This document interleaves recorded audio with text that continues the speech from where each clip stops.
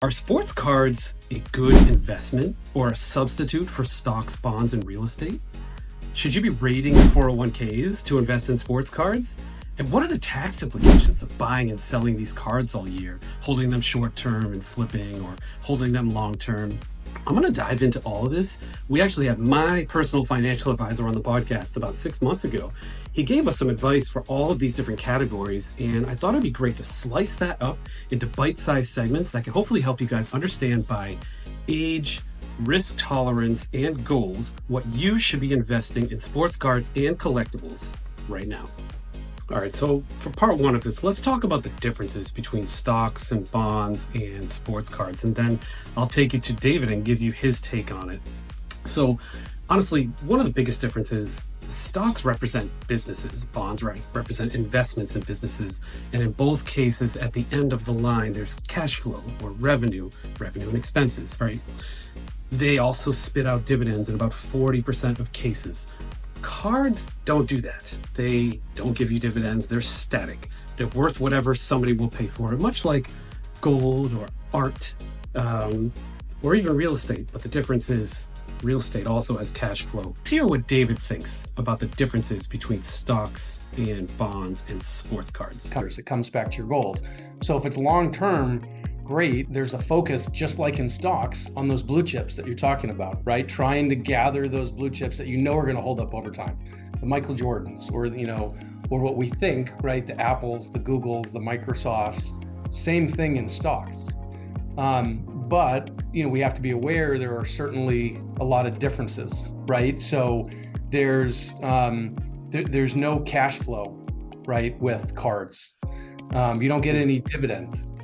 So there are differences there with cards. But you go back even when like Greg Oden and Kevin Durant come out, right? Everybody thinks that's all public information. These are going to be two superstars, who's 1 and 2, and look how different their careers were, right? Because of injury. All right, tax implications. Did you guys know that there is a huge difference if you hold something for less than a year, like a sports card, or longer than a year? But not just that. A lot of you might have known that. Did you know that there are actually different tax rates for the category of collectibles? So if you hold a collectible long-term, the long-term capital gains rate is going to be higher than if it was a stock or bond or even real estate. Check out what David has to say about this. The taxation's a little bit higher than capital gains of just selling a stock, especially, of holding more than a year, which I'm happy to get into as well. Yeah, that's fascinating. Let's go into that. So how is it taxed differently on the length of time that you hold it? Yep. So let's assume that you're holding the card more than a year. Just like a stock, it's taxed at capital gains rates, but unlike stocks, it's taxed as a collectible. So the long-term capital gains rates, at least at the federal level, is 28%, right? Mm-hmm. Versus most are at 15% for a stock. Long-term cap gains rates for stocks, depending on your income. So 28%, obviously almost double, is something, and that's what I mean by you got to think about what you're going to keep in your pocket. And then if you sell it within those 12 months, then it's taxed at whatever your ordinary income rate is. And that's just like a stock or anything else that you sell with it under a year. All right, so portfolio recommendations. I mean, this varies considerably. Like, are you a 17-year-old kid trying to make a few $100 and you've got nothing to lose? Go for it. If you got your parents' permission or if you have your own money.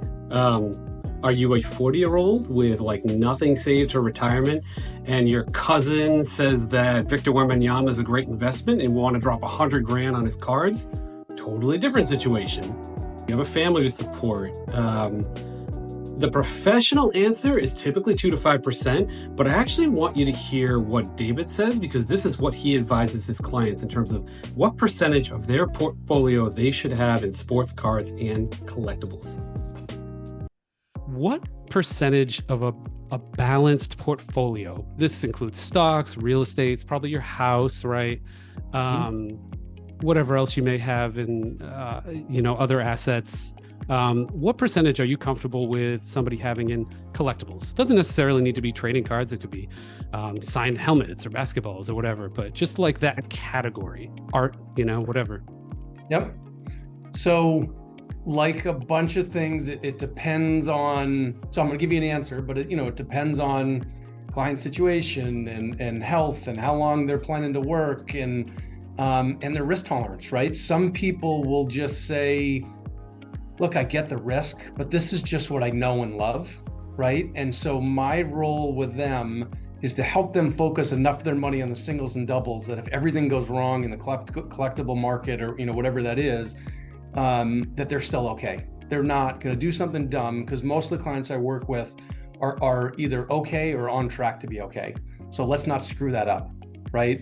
But within that, people have different risk tolerances, and as long as they understand those risks, then the answer could vary a little bit.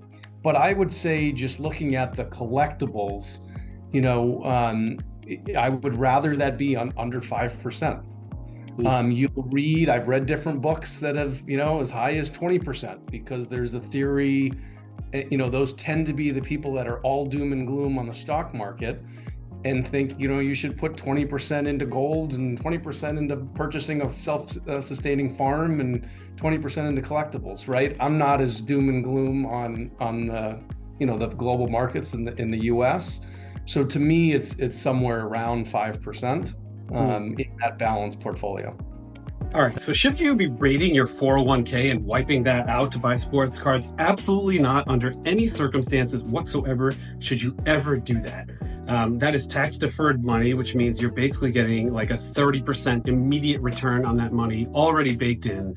Not only that, but you're going to pay 10% in fees, which is another, it's going to be like 40%. So you've got to have like a guaranteed immediate 40% return. Now, if somebsomebody said, okay, tomorrow I'm going to buy that card for 5 times what you bought it, okay, take it out of your 401k and put it right back in.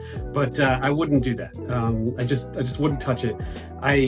This obviously, this whole situation brings up the age spectrum again, and how your risk tolerance and your investment profile and just your socioeconomic status. Do you have a family? Do you not have a family? It makes a big difference. So I want you to hear what David says on what to invest. This is kind of his final answer on how you should approach investing in sports cards by age and risk tolerance. It was really insightful for me. Made me think about things very differently. So check it out.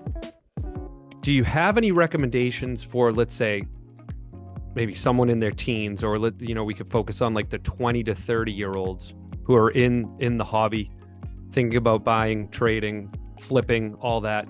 And then, that group versus like a 40 or a 50-year-old. Like, do you have any recommendations for those kind of at least 2 age categories? Yeah, absolutely. So when I think back, and for teenagers, we want teenagers to really think about spend, save, invest, and donate, right? So the spend piece is kind of just go and have fun. You're a teenager.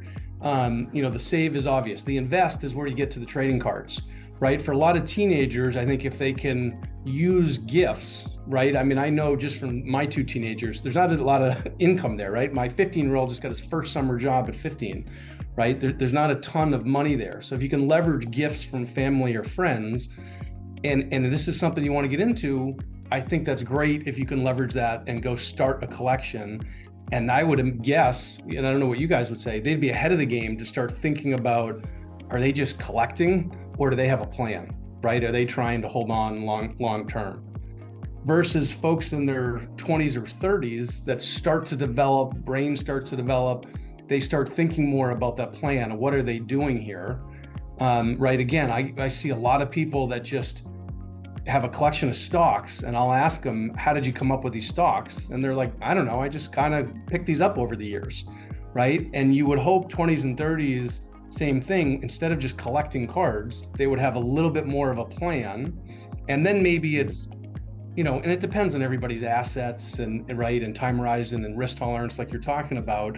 But, maybe it's hundreds of dollars they're investing, versus someone 40s and 50s that now is like, I have some discretionary income. I have some assets. For those folks, we look at it more at, 70, 80% of your assets. If that can just be in kind of by the market, I think of that more to the publicly traded stuff. So think stocks, bonds, and cash, right? You're just trying to hit singles and doubles with that stuff, 5-7%, right, on average. And then the other 20 or 30%, that's where you can go for some home runs with pieces of it. So that's another 20-30%. But specifically to your question on trading cards, in your 40s or so, maybe that's 2 to 3% of your liquid net worth. So if you think of someone who's been fortunate to accumulate, just for easy math, let's take $1 million, right? That's 20 to 30,000 of going towards trading cards right in their 40s. And if they say to me, hey, I plan to work till I'm 70, okay, maybe they can go 5% or 50 grand, right? Something a little bit more. It's interesting that David gives you some leeway based on your experience. So somebody like me who knows the autograph game and has success building sets, he could give them more leeway past that 2 to 5%. I found that fascinating. But overall, this was a great discussion. This is the Cliff Notes version. If you want to check out the full video, I'd say it's about 45 minutes long, aired in November. I'm going to put it at the end here, at the end of the video, if you want to check it out.